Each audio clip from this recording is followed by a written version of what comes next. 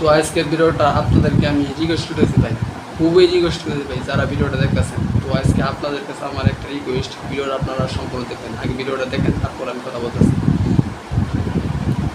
নজর ভালো না, যদি নজর ভালো হইতো তাহলে তো আমার ড্রেসিং সেন্সের দিকে তার নজর পড়ে না। আপনার তো মিয়া নজর ভালো না।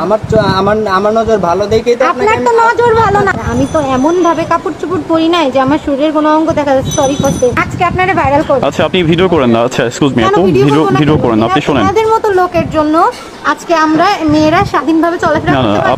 আপনি মামারি তো আপনারা এতক্ষণ যে ভিডিওটা দেখতে পেলেন, তো এখান থেকে কিন্তু আপনাদেরকে আমি সম্পূর্ণ কথা বলবো আজকে ভিডিওতে।